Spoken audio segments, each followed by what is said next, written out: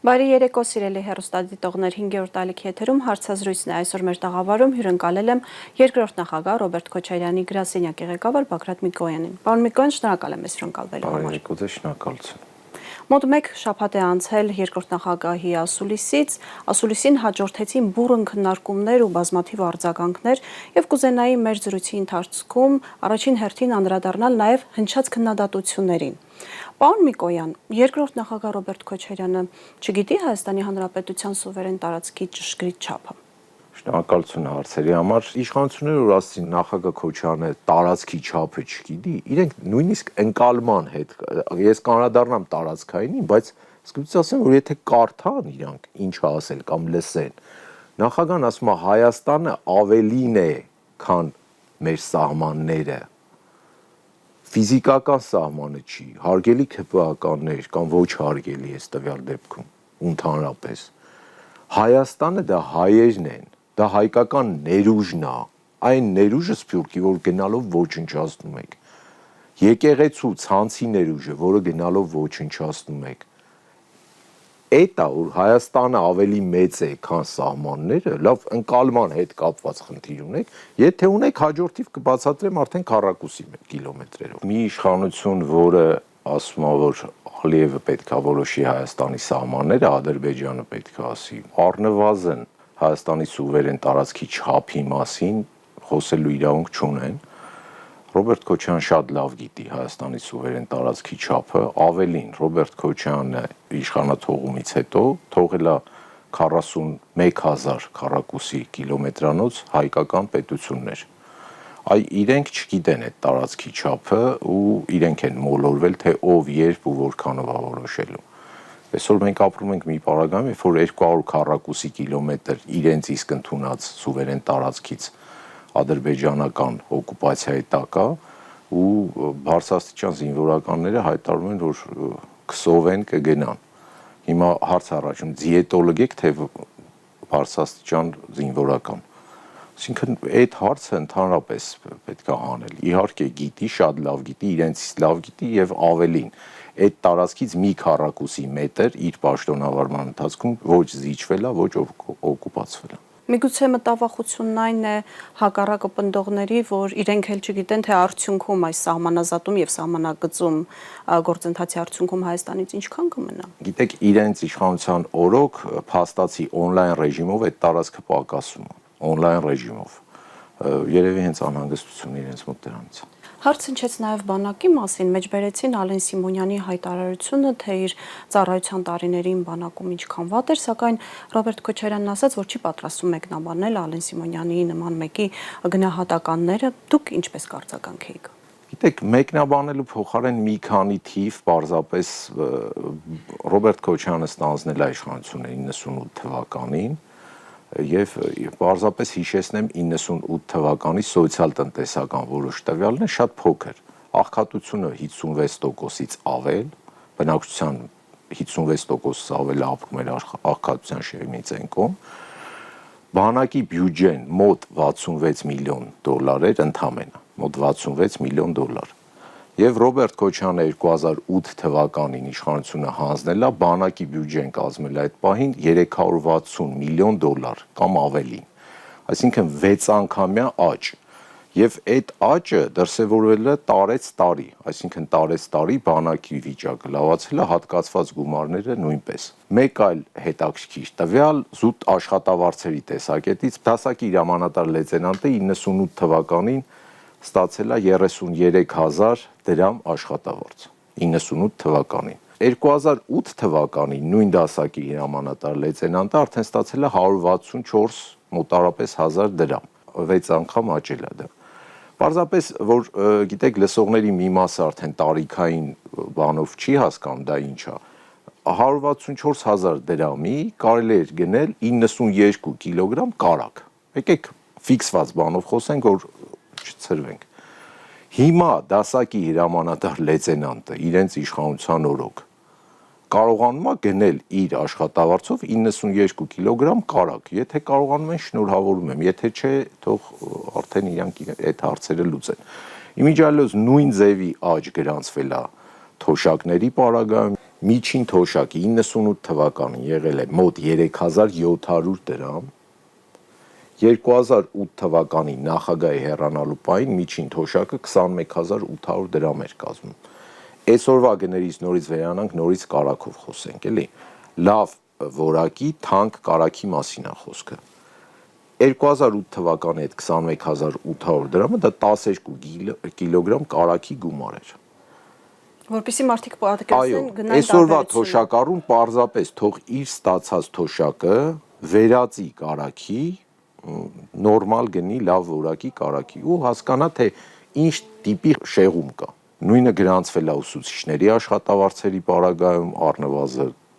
8-ից 10 անգամ աճ է եղել, այսինքն գիտեք, խոսել բանից, որը որ քոնը չի կամ որը որ չես, եթե պետությունը, եթե ընդհանուր Հայաստանի բյուջեն այդ պահին 300 միլիոն դոլար էր պլյուս դեֆիցիտով, այսինքն մի մասը ինչ-որ պարտքով էր փակում, և 66 միլիոն դոլարը բանակինն էր, ոնց պետությունն ապրում նույն ձևի բանակը, բանակում իհարկե խնդիրներ եղել, իսկ ով ասե, որ չեն եղել խնդիրներ, ավելին, այդ տեքստի մեջ Ալեն Սիմոնյանը բողոքում էր մեծ մասամբ թիկունքային ապահովման ինչ-որ բաներից, ես կենսագրությունը նայեցինք 2000-ականներին ա ծառայել ու ուսումնական զորամասում, մի ԿՊԱ-ական էլ կա, Գագիկ Մելքոնյանը իրենց թիմակիցը, որը առնվազն այդ տարիներին կամ այդ ուսումնական զորամասի հրամանատարն ա եղել, կամ արդեն նոր մի ամիս հետո եղել ա բանակի թիկունքի պետը, այսինքն թիկունքային ապահովումից բողոքել մի պարագայում, երբ որ այդ մարդը դիմաց հետ նստած է իրանից կարաս պահանջես, դա առնվազն արդար չի, իրենք իրենց մեջ պետք է պարզեն, էլի, ում բելիոն ով ա գողացել, ով ա առանց բելիո ծառայել ու ինչի ու ինչ պատճառով։ Բայց քանի որ այս խոսակցությունը շատ կա, ես հուսով եմ հաջորդ իշխանությունները, օրինակ Գագիկ Մելքոնյանի վերաբերյալ ապօրինի գույքի ծագման մասին օրենքով ուսումնասիրություն կսկսեն ու գուցե ստանանք հետաքրքիր պատասխաններ։ Բանակի հետ կապված մի բան էլ, այս գործող իշխանությունը բանակի մասին խոսելուց առաջ անպայման թող գոնե հրապարակեն այդ 5000 զոհերի անունները։ Հիմա կասեն 5000 չի, մենք ասել ենք 3800 քանի հոգի, այսպես։ Առաջինի իրենք են պլյուս մինուսով խոսել զոհերի մասին։ Երկրորդը դժվար չի ամենևին, դա մի քլիքի հարց է, մի բազան, պարզապես պետք է այդ տղաները ոչ թե ինձ թվում է ավելիին են արժանի են ունենան պատվո մատյան, որտեղ այդ անուն ազգանունները կա։ Ես վստահ եմ ավելին, դա պահանջ է լինելու, հաջորդ իշխանություն գալու առաջին իսկ շաբաթվա մեջ այդ անունները պետք է հրապարակի, որ այս խոսակցությունը թող հրապարակեն այդ անունները, գիտեք, իրենց պետական մարմինները լրատվամիջոցները հարցում էին ուղարկել, իրենք են թվերի մեջ շփոթվում, որովհետև սուտը պահելը դժվար է, որ մեկը սուտ է խոսում մի հայտնի մարդ, ում մենք ճանաչում ենք, հետո ամբողջ թիմը ընկած այդ սուտն է ծածկում։ Բանակի մասին խոսելուց առաջ հրապարակեք զոհվածների անունները։ Այդ տղաները շատ ավելի են արժանի, բայց պատվո մատյան, ասում են, այդ բանի գումարների փոխհատուցման բազայում կա, այսինքն էլի բերեցիք կապեցիք գումարի այդ անունները։ Բայց այնտեղ ներառված են այն զոհվածների անունները, ում ծնողները համաձայնություն տվել են, որ իրենց անկախ նրանից ծնողը համաձայնություն տվել է, ծնողը համաձայնություն չի տվել, իրենք պարտավոր են դա հրապարակել, չեն անի իրենք, անպայման կանի հաջորդ իշխանությունը շատ արագ։ Հիշատակեցի Գագիկ Մելքոնյանին, այս ԿՊԱ-ական պատգամավորը հայտարարեց, որ Ռոբերտ Քոչարյանն է հանձնել Արցախը։ Ինչն է հիմք հանդիսացել։ Արձագանքների մեջից ամենաունիկալը դա էր, ես, գիտեք, երբ որ մարդը Ռոբերտ Քոչարյանը մինչև 2008 թվականը չէ նախագահ եղել։ Արցախը հանձնվել է 2023 թվականին, վերջնական օր։ Հիմա եթե մի մարդ ժամանակի ու տարածության մեջ 15 տարվա լուրտով տեղափոխությունների է ենթարկվում, չգիտեմ ինչ անեմ, ճիշտ ասած կարդացի չհասկացա։ Երկրորդ նախագահի ասուլիսը բազմաթիվ արձագանքներ առաջացրեց, հատկապես իշխող թիմի ներսում։ Դրանցից որը կառանձնացնեիք։ Գիտեք, ընդհանրացնեմ, որ սենց խմբավորված լինի, արձագանքների անհանգստությունների մի մասը խիստ անհանգստացել էին Արարատ լեռան պատկերից, խիստ, ոնց որ ցուլը կարմիր լաթից։ Մի բան պարզապես հիշեցնեմ, մեր ժողովուրդը այսօր հանգստության, գիտեք, մի տեսակ էս նյարդային վիճակի իջեցման, մի քիչ իրար հետ համերաշխ լինելու կարիք ունի։ Մի բան հիշեցնեմ, իրենք անդադ Արագածի մասին են խոսում։ Արագածի շուրջ բարը տեղի է ունեցել Ռոբերտ Քոչարյանի օրոք։ Ամբողջ ազգով շուրջ պար էինք պարում Արագածի շուրջ, հայացքներս դեպի Արարատ։ Դրանից ավելի լավ սիմվոլիկա չկա։ Նախագահ Քոչարյանը մեջկով նստած էր Արարատին։ Երբ որ մեջկով դու Արարատին ես, հայացքդ Արագածին է։ Երբ որ թիկունքիդ Արագածն է, հայացքդ Արարատին է։ Այսինքն սրանք հակադրվող երևույթներ չեն։ Ինձ թվում է Հայաստանում սրանց իշխանության այս լարվածության, այս խառնակշության փուլում վստահ եմ կա ընտանիք, որտեղ մի եղբոր անունը Արագած է, մյուս եղբոր անունը Արարատ է ու սրա պատճառով իրանց հարաբերությունները վատ են։ Ես վստահ եմ։ Ու մինչև սրա գալը դա եղել է համերաշխ ընտանիք, լավ երկու եղբայր,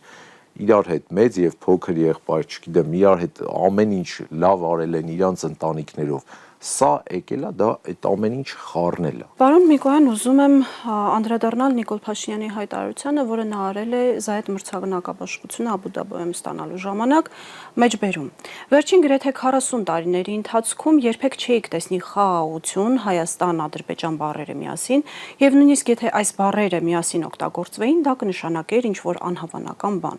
Նա նաեւ հավելել է, որ խաղաղության համաձայնագիրը կնքվեց, քանի որ Հայաստանն ու Ադրբեջանը հասկացան, որ հակամարտությունը պետք է դադարեցվի հիմա։ Ինչի արդյունքում Հայաստանն ու Ադրբեջանը հասկացան, որ հենց այս ժամանակ եւ այս ձևով պետք է հակամարտությունը կանգնեցվի։ Գիտեք, խաղաղություն ու այդ բառերը միշտ են եղել են բանակցային սեղանին, շատ լուրջ մակարդակով, շատ լուրջ աշխատել ենք այդ ուղղությամբ ու հիմնականում Ադրբեջանն է եղել հրաժարվողի դերում։ Այդ հիմնական չէ, բոլոր դեպքերում Ադրբեջանն է եղել հիմնական։ Բայց գիտեք, մի մարդ է խաղաղությունից, այս իրենց խաղաղության օրակարգ, մենք խաղաղություն կբերենք, իրենք խաղաղությունից խոսում են, իրենք 18 թվականին էլ էին խաղաղություն խոստանում։ Հեռուստադիտողները չեն թողել խաբեմ, գալիս ենք բերենք խաղաղություն։ 21 թվականին էլ էին ասում, գալիս ենք որ բերենք խաղաղություն։ Թե ինչ եղավ 20 թվականին այդ խոստումից, 18-ի խոստումից հետո ու 23, 22, 23 թվականներին այդ խոստումից հետո, այսինքն հիմա նորից նույն խաղաղությունն են խոստանում։ Եթե կա մարդ, որ հավատում է իրանց, խնդրեմ։ Իսկ այդ փոխայցելություններ կան, մտավորականներն են գալիս, գնում են Քաղաքասարակության ներկայացուցիչները։ Նախագահ Քոչարյանի ժամանակ թե մտավորականներն են եկել գնացել Ադրբեջանից, թե քաղաքասարակության ներկայացուցիչները, թե բանակցային մեր դիրքերը մենք շատ անհամեմատ։ Այսինքն հեծանիվ չեն հայտնագործում։ Չէ, գիտեք, անդադ ինչ-որ բան ուզում են հրամցնեն, որ սա նոր է, սա ունիկալ է, սա աննախադեպ է։ Աննախադեպը ձեր վերած մի քանի պատերազմներ, որոնցից առաջ անպայման նույն ինքնավստահությամբ հնչում էր խոստում, որ մենք բերում ենք խաղաղություն։ 18-ին էլ են խոստացել, 21-ին էլ են խոստացել։ Հիմա էլ են խոստանում։ Այսինքն մարդիկ պետք է հետևություն անեն, սրանից 2 տարի հետո առնվազն ինչ ալեն։ Պարոն Միկոյան, չեն խոստանում, հիմա Նիկոլ Փաշինյանը ամենայն պատասխանատվությամբ հայտարարում է, որ վերջ, խաղաղություն է այլևս, հակամարտությունը փակված է։ Գիտեք, այդ ֆոնի վրա իրենք իրենց թակարդն են, հետո իրենք ասում են, այ դե խաղաղություն ենք բերում, թե չէ պատերազմ կլինի, չէ, թե խաղաղությունը բերել եք։ Էլ ինչով եք վախեցնում մարդկանց։ Դե ասում են խաղաղությունը մենք ենք, եթե մենք չլինենք, պատերազմ կլինի։ Մինչև հիմա իրենց փորձը ապացուցել է, որ պատերազմն են իրենք։ Այսինքն նորից վերադառնամ իմ մտքին, իրենք ասում են խաղաղությունը մենք ենք, մենք գալիս ենք բերենք խաղաղություն, բերում են պատերազմ։ Այս անգամ էլ խոստումը ընդհանրապես չի փոխվել։ Նույն 18-ին էլ էին խաղաղությունը իրենք, 21-ին էլ էին խաղաղությունը իրենք։ Եթե մարդիկ, գիտեք, մեր հանրության մեջ պարզ միամիտ նաիվ մարդիկ կան, որոնք հասկանալի է, բայց եթե մարդը պատրաստ է երրորդ անգամ նույն կեղծ պրոդուկտը ընտրի, նույն կեղծ պրոդուկտին գնա ու տեղի ունենա նույնը, սրա հետ արդեն այդ փոքր քանակի մարդկանց հետ երևի հետո է պետք աշխատել, սրանց հեռացնելուց հետո։ Այս իշխանությունները թվում է, թե շատ նախաձեռնողական են, այո, փորձում են եկեղեցին բարենորոգել, երկրների հետ փորձում են փոխհարաբերություններ կառուցել, հայտարարում են, որ ԱՄՆ-ի հետ այլևս ռազմավարական գործընկերներ են, իսկ թրիփը ներկայացնում են որպես դարի ձեռքբերում։ Այնինչ երկրորդ նախագահ Ռոբերտ Քոչարյանն ասում է, որ թրիփը կարող է մի օր մեզ համար սպառնալիք դառնալ։ Ինչն է մտահոգում երկրորդ նախագահին։ Տեսեք,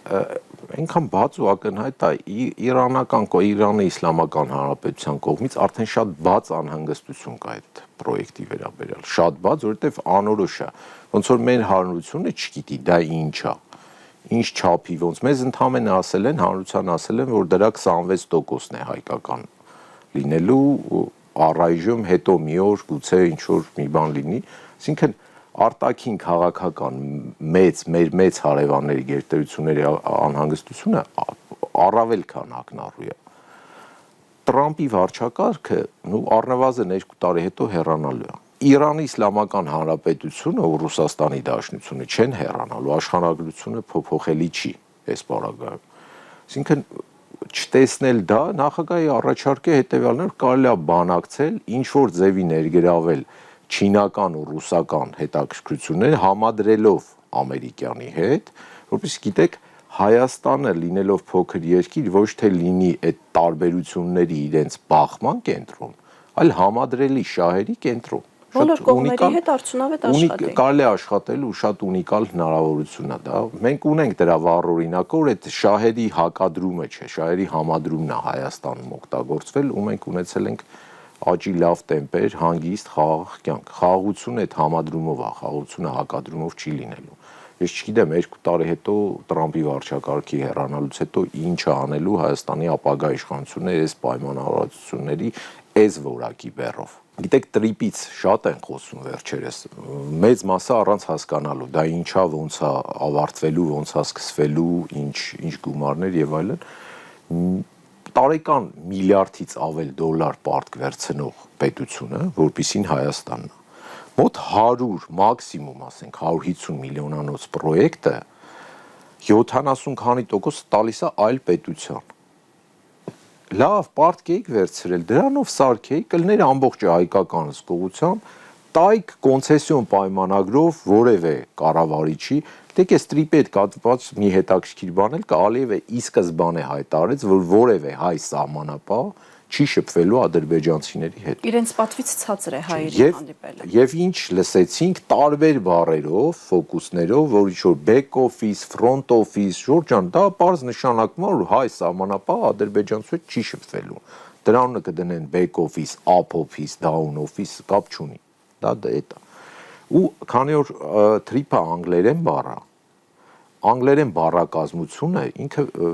յուրահատկություն ունի։ Օրինակ անգլերեն բառերը ER վերջավորությամբ են կազմում, ասենք teach, teacher, drive, driver, չէ՞։ Տրիպից քիչ խոսացեք, մի հատ շարի եք գալու բառակազմական, հետո տակից չկարենաք դուրս գաք։ Իրանն ու Ռուսաստանը մտահոգիչ հայտարարություններ են անում, իսկ Թուրքիան արտգործնախարարի շուրթերով գովաբանում է Նիկոլ Փաշինյանին, այո, փաստացի ասում է, որ իրենց շատ ձեռնտու են քաղաքականությունը, որ վարում է Հայաստանի ներկայիս իշխանությունը, Վահագն Խաչատուրյանը, Հայաստանի Հանրապետության ներկայիս նախագահը ջերմ շնորհակալություն է հայտնում Ալիևին, սակայն այս ամենը կարծես թե ոչ մի ազդեցություն չունեցավ Բաքվում դատվող մեր ռազմագերիների ճակատագրի վրա, հատկապես Արցախի նախկին ռազմաքաղաքական ղեկավարության վրա, նրանց ցմահ դատապարտեցին։ Մեկ օր առաջ էլ Զայդ մրցանակաբաշխության ժամանակ խոսում էին արդեն եղբայրության մասին։ Ի վերջո ինչ է կատարվում։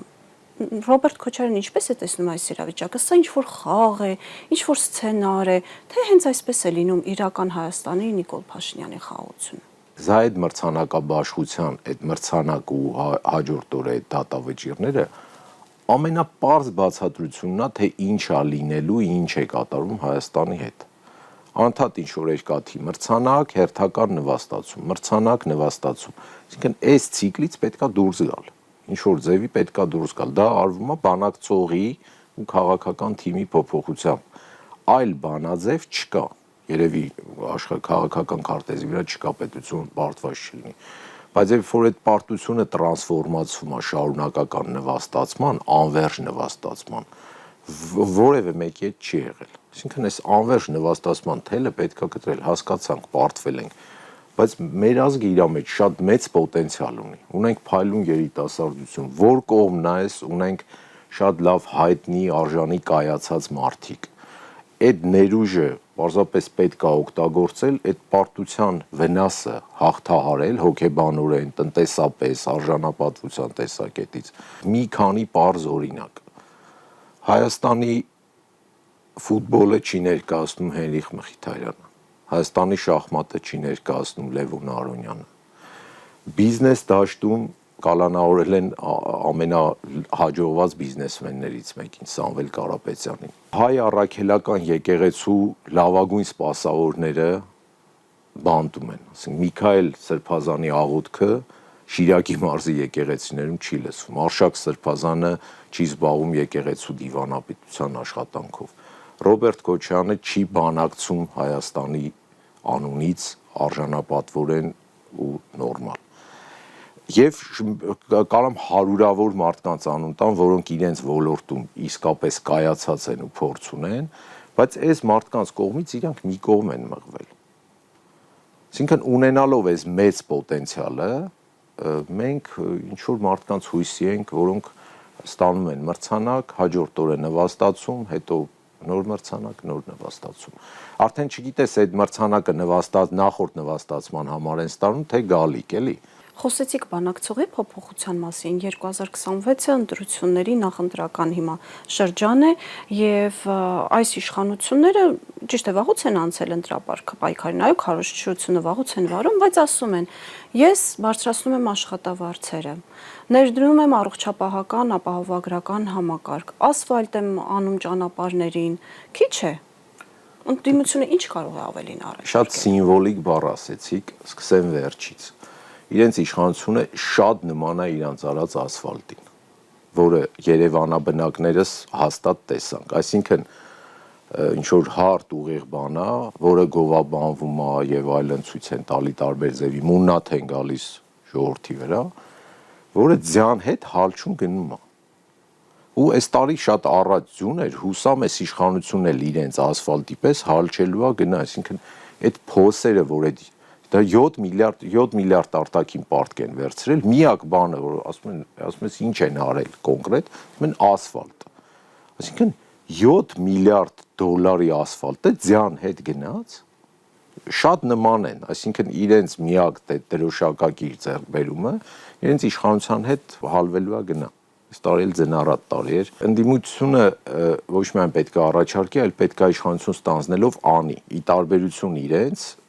այն ընդդիմությունը, որ Ռոբերտ Քոչյանն է ներկայացնում, կոնկրետ այդ սեգմենտից խոսեմ,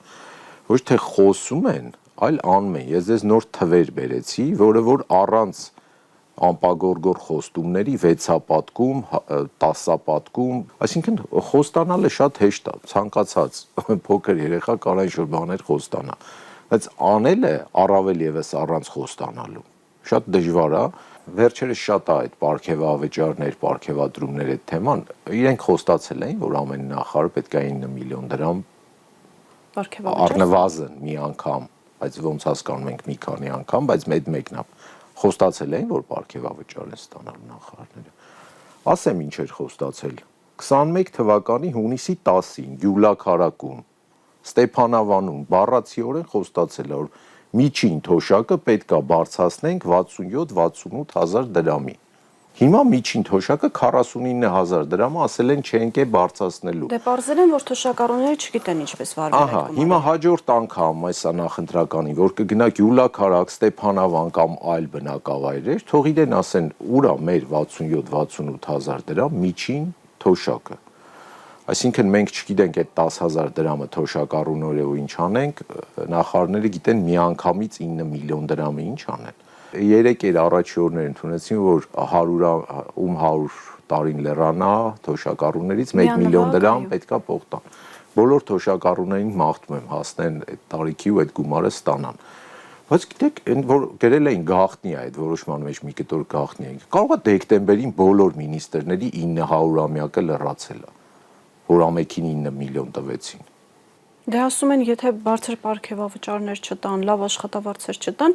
բարձրաստիճան պաշտոնյաները կգնան մասնավոր ոլորտ։ Որևէ նորմալ մասնագետ չի ուզում իրանց հետ աշխատի, դա կապ չունի այդ պարգևավճարի չափի հետ, հասկանում եք։ Այսինքն, գիտեք, միջին տաքսիստը Երևանում աշխատող, միջին, ուրիշ փողերը չեմ հաշվում, բայց այդ մարդիկ մեր մեծ մասն են կազմում։ Մարդը ամբողջ օրը տաքսի է վարում, որ 10,000 դրամ փող վաստակի տանի իր տուն։ Նախարարը միանգամից ստանում է, մի վայրկյանում ստանում է տաքսիստի 2.5 տարվա աշխատանքը։ Ամենօրյա աշխատանք։ Այդ տաքսիստը պետք է 2 տարի առանց շաբաթ-կիրակի աշխատի, որ ստանա այն գումարը ընդհանուր, ինչ նախարարը ստացավ մի վայրկյանում։ Այն էլ մի կիսամյակի համար, ինչպես Նույնը, եկեք պայմանական, ես տարեցների հետ խոսելուց, թոշակառուների նախարարը պայմանական, դա սոցիալ նախարարն է։ Պետք է սահմանել կարգ, առնվազն, եթե սոցիալ նախարարը ստանում է կրկնակի պարգևավճար, իր աշխատավարձի կրկնակին, թոշակառուն այդ ամիս ամեն թոշակառու պետք է ստանա կրկնակի թոշակ։ Եթե Ռոբերտ Քոչարյանը գա իշխանության, այդ չափով պարգևավճարներ չի տա նախարարների, կաբինետին, աշխատակիցներին։ Եթե կա պարգևավճար բարձրագույն ղեկավարին X չափի, X պրոպորցիայով, դա պետքա վերաբերելի լինի բոլոր օղակներին։ Այսինքն արդարության սկզբունքով։ Վերից վար, այո, վերից վար։ Եթե իրանք ասում են, որ դա նախարարի արդյունավետ աշխատանքի շնորհիվ, այդ նախարարը մենակով չի այդ արդյունավետ, եթե աշխատել է։ Ներքևի օղակից մինչև առաջատար մասնագետից մինչև նախարար աշխատել են։ Նույնը հենց թոշակառուներին է վերաբերում։ Սոցիալ նախարարը ստացավ կրկնակի պարգևավճար։ Թոշակառուն այդ ամիս պետք է ստանա կրկնակի թոշակ։ Պարոն Միկոյան, այնուամենայնիվ այս պարգևավճարների մասով քննարկումներ շատ եղան ու որակումներ տարբեր տրվեցին։ Մի մասն ասում է սա ընտրություններից առաջ օրինական կաշառքի ձև է, մյուսն ասում է իր հանդեպ լոյալության ամրապնդում է փորձում այդպիսով ապահովել։ Ըստ ձեզ ավելի շատ ինչ էր։ Դեք ես իմ բացատրությունն ունեմ, քանի որ ինքը արդեն կտրվել է իրականությունից, իրավիճակին իրոք չի տիրապետում, իրոք։ Ինքը չի հասկանում, մարդիկ շատ մեծ փոփոխության ցանկություն ունեն։ Գնալով այդ ցանկությունը աճում է, ես կոնկրետ անձերով չեմ ասում, ումով ում փոխելու, բայց որ իրեն փոխելու ցանկությունը օր-օրի մեծանում է, սարսափելի մեծ է, դա իրան չեն զեկուցում։ Ինքն էլ գնալով կտրվում է։ Դրա համար է թմբուկ զարկել սովորել ամիսներ շարունակ։ Այդ թմբուկին մի քիչ թմբուկին հաջորդի ոնց որ ու գիտեք այդ մարդիկ քանի որ վախենում են իրենց աշխատանք կորցնեն իրան անդադ սուտ են զեկուցում ասում են սա լավ է ինքն է պարգևատրում շատ բնական է իրան անդադ սուտ են զեկուցում որ պահանջարկը մեծ է դու անպայման բոլորը խելագարվում են քո համար փոփոխության ցանկություն չկա սենց է մնա լավ է այդ մարդն էլ պարգևատրումներ է տալիս Վերադառնալով թմբուկ զարկելուն ինչ է ինքն ինչ որ առումով մտածում է վարչապետի պաշտոնավարից հետո երաժշտությամբ զբաղվել թե սա քաղ տեխնոլոգիա է ինչ որ շատ կաղ չէ ասի քաղ տեխնոլոգիա է որը որ երևի հնարվել է որ երիտասարդության մեջ իր համբավը ինչ որ չափով բարձրացնի բայց գիտեք նայելով այդ թմբուկ զարկելու այդ զիսկացեկային այդ իր պատկերին Մելքոնյան Գագոյի մասնակցությունը այդ զիսկացեկային ասենք չգիտեմ այդպես դեմքով պանիխիդա են գնում էլի ոչ թե զիսկացեկա երիտասարդների լեզվով ասած այդ պատկերը ասենք քրինժ էր էլի ոնց ասեմ ջահելները կհասկանան ես շքան գիտեմ Մեծ Բրիտանիայում մեր կորով ինտերնետը անջատել են դրա այդ թմբուկի այդ պատկերները որ Ռինգո Ստարը Beatles-ի վերջի անդամն է իրաց թմբուկահարներ, որ հանկարծ Ռինգո Ստարը չտեսնի այդ մարդուն էլ վարի չտա, էլի այս թմբուկահարը։ Միջայլոց Ռինգո Ստարի նմանությամբ իրան անուն վերցնի Իջևան Ստար։ Ընդդիմադիր դաշտում բավականին հետաքրքիր զարգացումներ են տեղի ունենում, կարծես թե դաշինքներ, այո, ընդդիմադիր դաշինքների ձևավորման process-ի են ականատես լինում, հաշվի առնելով այն, ինչ որ կա հիմա, ինչ պատկերի կարող ենք ականատես լինել։ Տեսեք, տենդենսը քաղաքագիտական առումով հուսադրող է, ուրախացնող է, դատելով ու ելնելով 21 թվականի փորձից, որովհետև 21 թվականին ընդդիմադիր ներկայացող, ընդդիմադիր դիրքերից ներկայացող կամ գոնե այդպես ինքը իրեն ներկայացնող, բայց հիմնականում իսկապես ընդդիմադիր ուժեր էին, առնվազն 15% ձայն փոշիացել է։ Այսինքն չմիավորումների հետևանքում 15% առնվազն ընդդիմադիր ձայն փոշիացել է։ Հիմա այս մեծ միավորների շուրջ համախմբումը 2-3 գուցե 4, չգիտեմ, ես չունեմ ոմ ասպես այդ բանը էլի լիազորությունը ինչ որ մեկին արկել եմ մասնակցել ընտրությունների Քավլիցի այդ միավորումը քաղաքական ու քաղաքագիտական առումով շատ ճիշտ ու շատ պրագմատիկ է որտեվ Հայաստանի ընտրողների առնվազն որ ասում եմ այս մարդը տեղյակ չի իրան իրականությունը չեն զեկուցում առնվազն 75-80%-ը ընդդիմադիր իրեն փոխելու ցանկություն ունեցող մարդիկ են եւ այդ ընդդիմադիր միավորները ամենքը իր ընտրողի ձայնը կստանա ու մենք կարանք ունենանք պատկեր երբ որ ընդհանուր ընտրության եկած մարդկանց դիցուկ 70%-ը սրան դեմ է քվեարկել եւ դա հնարավոր է քաղաքական քաղաքագիտական առումով փոքր ուժերը որոնք վստահ չեն ավելին հաստատ չգիտեն որ իրենք շեմը անցնելու են շատ ողջունելի է շատ լավ է որ միավորվեն բլոկերով ու անցնեն այդ ձևով որպեսզի իրենց ընտրողի հենց իրենցից եմ սկսում իրենց ընտրողի իրենց տված քվեն վերածվի ձայնի վերածվի լիազորության ու մանդատի ոչ թե դա առաջի հերթին հարգանքա սեփական ընտրողի հանդեպ երբ որ դու դիցուկ ունես ձայների X քանակ մարդկանց X քանակ քեզ վստահում է բայց դա ընտրական շեմը չի անցնում դու այդ մարդկանց հարգելով պետքա իրանց ձայնը հասցնես խորհրդարան եւ ծառայեցնես այն նպատակին ինչի համար տվել են մարդ ուզում է իր ձայնը լսելի իր տեսակետը լսելի լինի դու մենակով քո էգոիստական փառասիրական դրթումներից կամ այլ չգիտեմ ինչ դրթումներից ելնելով եթե այդ մարդու ձայնը փոշուեցնում ես դու չես հարգում առաջի հերթին քո ընտրողին շատ լավ բան որ դա կարա ընտրողներին մոբիլիզացնի այսինքն ընտրողը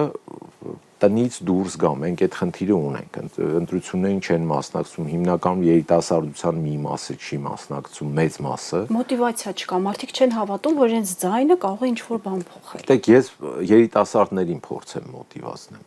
ցանկացած երիտասարդ ով կլսի ես եթերը ով կունենա այդ ժամանակը ռիլերի արանքում իրենք ուզում են որ ես որոշեմ իրենց ապագան ես արդեն սպիտակ մազերով արդեն ինչ-որ տարիքի հասած մարդ 18-25 տարեկան երիտասարդ որ ինձ լսում է ուզում է ես որոշեմ ինքը վաղը ոնց է ապրելու գնա ընտրության դու որոշի ոնց ես ուզում ապրես դու չեմ ուղղորդում չեմ ասում ում ընտրի ինչ անի դու պարզապես գնա ընտրի քու վաղվա օրը ոնց ես ուզում ապրես սա ունիկալ շանս է սա 4 տարին 1 5 տարին 1 տարբեր մեր պատմության ընթացքում մոդելով տրվող շանս է գնացեք դրանից օգտվեք մի այլ ալեգորիկ օրինակ բերեմ երբ որ նստած ենք սննդի սեղանի շուրջ ու ինչ որ մեկին ասում են ինչ կուտե բոլորը ընտրում են ինչ կուտե ինչ որ մեկը ասում է դե ինչ տակ կուտեմ հետո ինչ որ բան տալիս են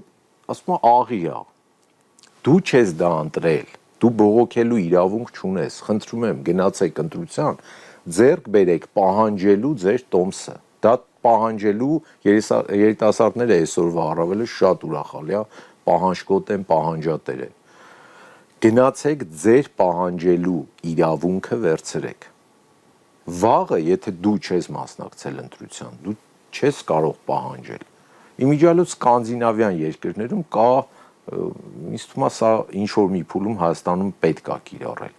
պարտադիր ընտրելու նորմ կա տարբեր ձևերով արտահայտված որ պարտադիր է որ եթե չես գնում շտրաֆ է գիտեք չմասնակցել քու երկրի կառավարմանը չմասնակցել նրան ինչի մեջ դու ապրում ես այդտեղ քեզ հետաքրքիր չի ոնց ես ապրելու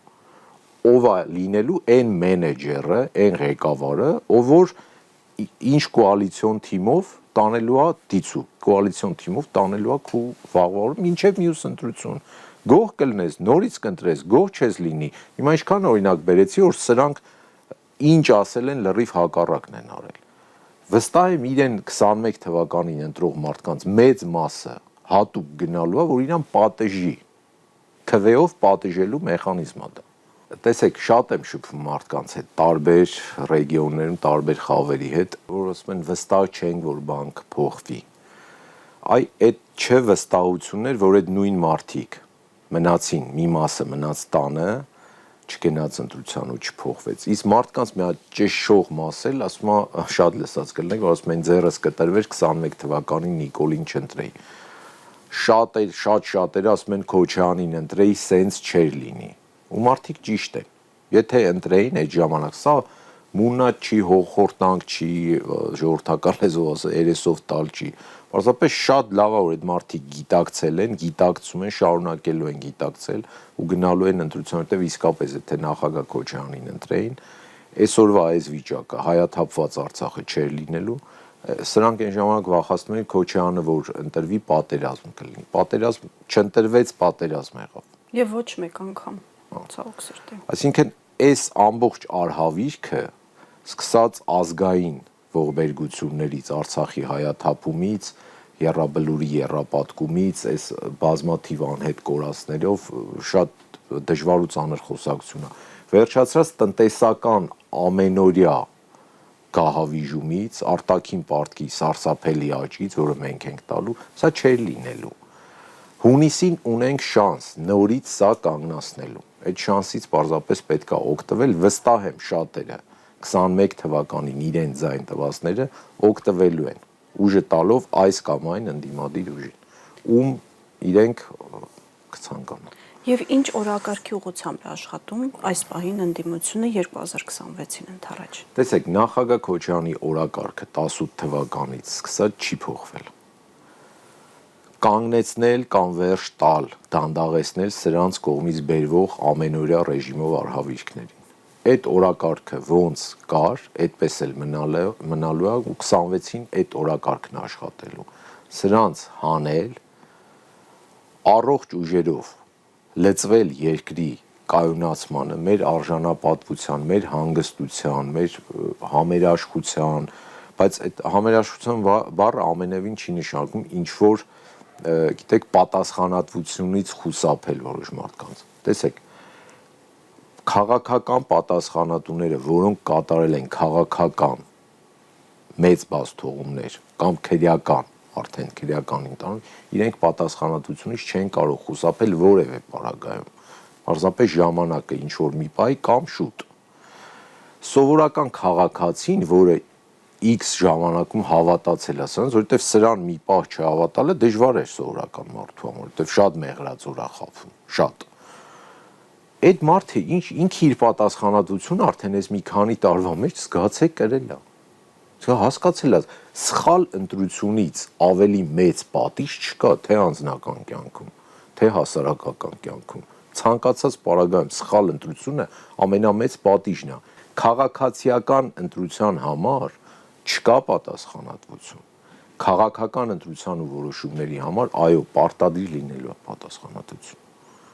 որը բերելու է համերաշխության, որը բերելու է իրար հետ նստել, խոսելու կուլտուրայի վերականգնման, որը բերելու է նորից շուրջ բարի մեր լեռներից մեկի շուրջը։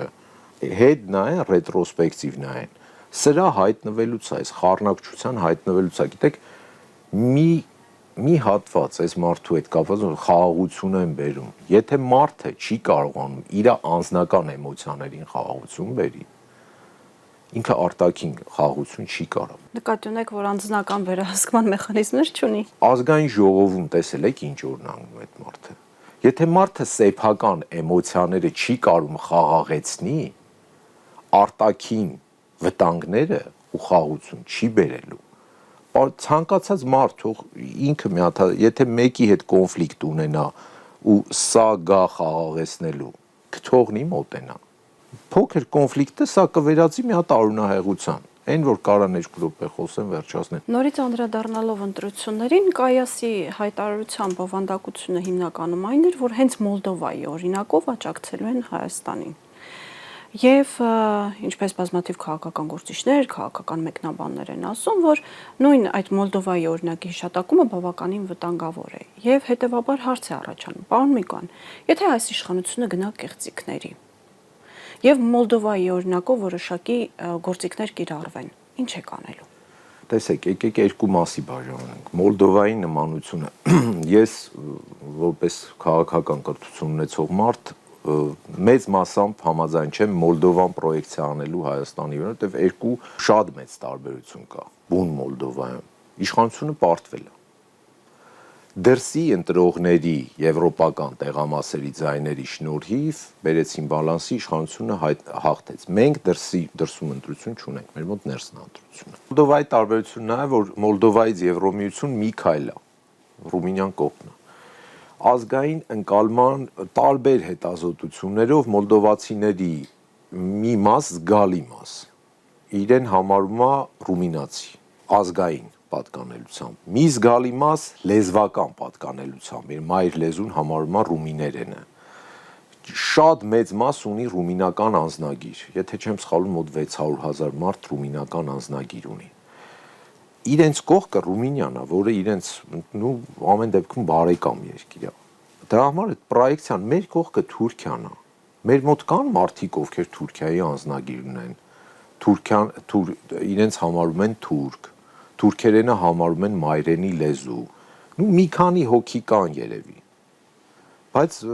դրան ժամանակն էլ կանցնի, էլի իրոք մի քանի հոգի են։ Մեր բնակչության մեջ այդ մասը չկա։ Այսինքն Մոլդովայի հետ նմանեցումը գոնե այս պրիզմայով ինքը լրիվ տեղին չի։ Ընտրախախտումների Եվրոմիության կողմից թողնվող, սանձազերծվող, նպաստվող ընտրախախտումների, կեղծիքների պարագայում համամիտ եմ։ Եվ երբեմն ասում են կանաչ լույս է վառել Եվրոպան, չէ, կանաչ պրոժեկտոր է վառել Եվրոպան սրանց համար, մեծ, քորացնող պրոժեկտոր։ Ու ինչ որ բան անելու են։ Կալանավորումներ, չգիտեմ, ինչ որ մի բան կարող է արգել են, ինչ որ էսեն են, արդեն մարդկանց ընտրության գնալու քանակը ու սրանց դեմ քվեարկելու քանակը լինելու է հենց այն գեներացված ուժը, որը ձեզ վստահեցնում եմ մարդիկ գնան ընտրության դեմ քվեարկեն, չեն դիմանալու, սրանք չեն գնալու դրան, չեն Չեն կարող այդքան կեղծիքներ անել, այո։ Սրանք չեն կարողանում ձյունը մաքրեն փողոցից, սրանք ոնց կարան X պարագայում ինչ որ կեղծիքների քանակ անեն։ Չեն կարողանա, ժողովուրդը համեմատենք սպիտակ ձյան հետ, մաքուր, ճերմակ։ Եթե ձյունը գա, սրանք ոնց են մոլորվում, որ ձյուն է գալիս։ Այդտենց մոլորվելու են։ Անդրադառնանք նաև ընդդիմությանը ուղղված մեղադրանքներին։ Ընդդիմությանը մեղադրում են, որ ի տարբերություն Փաշինյանի, որը թեկուզ եւ միֆական առասպելական խաղաղության օրակարգ է առաջարկում, ընդդիմությունը ունի իր օրակարգը, որը կարող է հակադրել։ Ռոբերտ Քոչարյանը մամուլի վերջին ասուլիսի ժամանակ մի շարք տեսլականներ ու լուծումներ առաջարկեց։ Սա կարող ենք դիտարկել որպես ընդդիմության հակադիր կամ այլընտրանքը։ Ինչ է ուզում այսօր միջին վիճակագրական Հայաստանը, դեռևս առանց անուններ նշելու։ Ուզում է ունենա ուժեղ ղեկավար, ուզում է ունենա խիստ ղեկավար, խիստ, կարգ ու կանոնը պահող, փողոցային էս բեսպրիձելի մեջ տվող, կարգապահությունը պահող, բարդակը վերացնող, տնտեսությունից հասկացող, ինչ որ գուցե X տարիքի արդեն լուրջ, գուցե այդ արդեն մի քիչ փոփոխական ամեն մարդ, բայց այս դեմի 5 պարամետրը մարդիկ ուզում են նայեն, չամաչեն իրանց ղեկավարից, հասկանում եք, հերոստացույցը մեր բնակիչների մեծ մասը անջատում է, որ տեսնում է այդ պատկերները։ Ուզում են ղեկավար, որի համար չեն ամաչելու, որը ունի փորձ, որը ունի տնտեսական ահռելի գիտելիքներ կամ գիտելիքներ, որը թույլ կտա Հայաստանը հանել այս վիճակից, ու ցանկալի է, որը ունի այսպես կոչված հաջողության պատմություն։ Մարդիկ ուզում են վաղվա վրա որևէ վստահություն, կայունություն, որ արդեն գների կայունություն։ Փառք Աստծո, այս սերունդը դեռ կա, երկարել ապրելու են այդ մարդիկ։ Ռոբերտ Քոչարյանի իշխանության տարիներին հիմնական բարենամթերքները, որպիսիք են կարակ, ձեթ, ձու, պանիր, միս, խոզի, տավարի, հավի եւ այլն, 10 տարվա մեջ գրեթե թանկացում չի եղել, հասկանում եք, մարդիկ դա հիշում են։ Այսինքն, երբ որ ուսուցչի աշխատավարձը 8000-ից դառնում էր 70,000 դրամ, դրա հետ զուգահեռ ոնց որ այսօրը չէր աճում գները։ Կամ նույնիսկ աշխատավարձից առաջ աշխատավարձը առաջանցիկ տեմպերով էր աճում, քան գները։ Այդ գները մաքսիմում 10 տարվա մեջ, այս իմ նշած ապրանքների, ասենք միսը թանկացել է ընդհանուր 10 տարվա մեջ 200-250 դրամով։ Այսօր խանութներում գնապիտակները արդեն այնքան թուղթը փոխել են, հոգնել են այդ մարդիկ։ Երևի էլեկտրոնային դնեն, բորսաների պես փոխվի գները։ Որտեվ երբ որ հաջորդ առավոտ մարդը թոշակառուն, խոցելի խավը մտնում է խանութ, տեսնում որ իր հաշվարկած փողը չի դա։ Շիվարս կանգնում են մարդիկ։ Այդ կայունությունն են ուզում, էլ ինչ ուզում սովորական մարդը, խաղաղություն բերող իրական, վստահություն վաղվա օրվա մեջ։ Նաև արտաքին դերակատարների համար հասկանալի քաղաքական գործիչ։ Գիտեք, արտաքին դերակատարների համար Հայաստանը ռազմորկի կենտրոնի չվերածող գործիչ։ Գիտեք, ամեն քաղաքում մի պայմանական կետ կա, չէ՞ որ ինչ-որ ռազմորկ կային անում մարդիկ։ Չգիտեմ, Երևանում տեցի կրուգնակի իրովականում ժամի հետևներ մեր տարիքին։ Հիմա Հայաստանը վերածել են պայմանական տեցի կրուգի։ Էդ է խաղաղությունը։ Ժողովուրդ, մոտ 80 միլիոնանոց Պարսկաստանը, 200 քանի 300 միլիոնանոց Ամերիկան, տասնյակ միլիոն, 70-90 միլիոնանոց Ռուսաստան, կարևորը այդ չի։ Չինաստանը 1.5 միլիարդ, մի հատ Հայաստանում հատված կա, որի վերաբերյալ նույն տեսակետը չունեն ու ինչ որ մի պահի կարա թե գզվրտոց սկսի։ Մենք 3 միլիոն ենք ստե արկա։ Վերադառնամ Ռոբերտ Քոչյանին։ Ռոբերտ Քոչյանի իշխանության տարիներ եղել են տոտալ խաղաղության տարիներ։ Ռազմական հատվածից խոսեցինք, մի փոքր բան հիշեցնեմ, իշխանությունները շատ են սիրում Ստոկհոլմյան խաղաղության ինստիտուտի տվյալներին հղում անել։ Մի հղում էլ ես անեմ։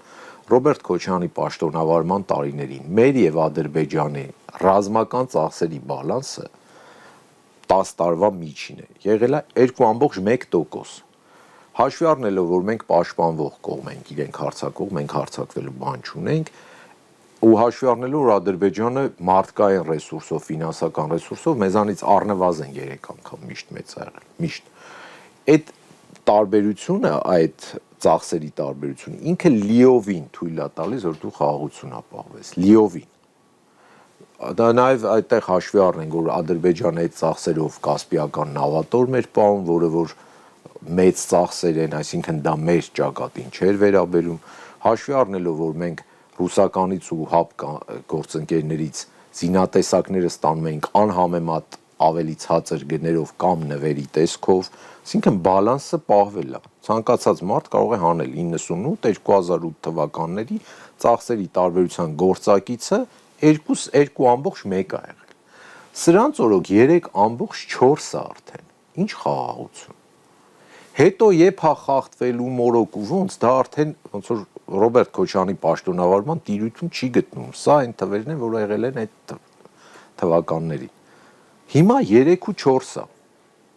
Ինչ բալանսի մասին է խոսքը։ Պարոն Միկոյան, մեր զրույցի վերջում ուզում եմ անդրադառնալ երկրորդ նախագահի հայտարարությանն այն մասին կամ հարցինի պատասխան, նա ասաց, որ սոցհարցում կանցկացնեն, կհասկանան, թե հանրությունն ով է ում է ավելի շատ դիտարկում որպես առաջնորդ, ըստ այդմ կհասկանան, թե ով է գլխավորելու նախընտրական ցուցակը դաշինքի։ Այս պահին ինչ որ բան պարզ է։ Որևէ տվյալ դեռ չկա, որևէ որոշման դեպքում հանրությունը անպայման կտեղեկանա, թաքցնելու բան չկա, բայց նախորդիվ ես ձեզ ասացի հանրության պահանջարկը, ինչ պահանջարկ ունեն ղեկավարից, ղեկավարող թիմից կամ ղեկավարող կոալիցիայից, որը կարա կազմված լինի, բայց ամեն դեպքում մենեջերը, կառավարիչը պետք է լինի մի մարդ, որը այդ ամբողջ թիմերը, իմիջիալոց նախագահ Քոչյանի իշխանության տարիներին կոալիցիան կամ թղթով հուշագրով է եղել, կամ միշտ կոալիցիոն կառավարում է եղել։ Այսինքն առնվազն ներկա եւ պոտենցիալ ղեկավարներից կոալիցիոն կառավարման արդյունավետ եւ արդյունք բերող փորձ ունի նախագահ Քոչյանը։ Այս պահի դրությամբ, որ ամենամեծ, ամենալավ արդյունքները այդ ժամանակում են գրանցվել, կլինի հարցումները, որոշումները կլինեն, ժամանակ կա, թիմերն էլ հերթով բոլոր օպոզիցիոն եւ ոչ օպոզիցիոն կսկսեն հայտարարել իրենց առաջին թեկնածուներին եւ կանցնեն գործի։ Իմիջիալոց նախորդ հարցազրույցից այս տաղավարում մի քանի ամիս անցել այդ ժամանակ արտաքին պարտքի մի հատ թիվ նշեցի մարդկանց տեղեկացնելու մի քանի ամիս անցել է ու արդեն արտաքին պարտքը 1 միլիարդ դոլարով եւս մեծացել է։ Հիմա քանի որ երեկոյան ժամ է, մի քիչ ինչ անեմ, մարդկանց տրամադրությունը գցեմ։ Այս ընթացքում, որ մենք այս հարցազրույցը վարեցիք դուք, ես խոսեցի, մարդիկ որ նայեցին, այս մոտավոր մի ժամը, Հայաստանի արտաքին պարտքը աճեց 110,000 դոլարով։ Քանի որ արդեն երեկոյան ժամը ուզում եմ բոլորին մաղթեմ նաև բարի գիշեր, բայց ասեմ, որ գիշերը որ քնած լինեք 8 ժամ, մոտ $1 միլիոն է առավոտյան ուժարտնեք, արդեն գիշերն էլ է աճելու $1 միլիոն։ Ամենժամյա ռեժիմով պարտքը, որը վճարելու եք դուք, ձեր երեխաները, ձեր բարեկեցության, երբեմն նաև անվտանգության, ոնց որ հաճախ է լինում, վճարելու եք դուք, կանգնեցրեք սա, ընտրեք ձեզ լուրջ կառավարիչ։ Պարոն Միկոյան, շնորհակալ եմ հետաքրքիր եւ բովանդակալի զրույցի համար։ Շնորհակալություն ձեզ։ Հիշեցնեմ այսօրվա իմ հյուրն էր երկրորդ նախագահ Ռոբերտ Քոչարյանի գրասենյակի ղեկավար Բագրատ Միկոյանը։ Հաջողություն։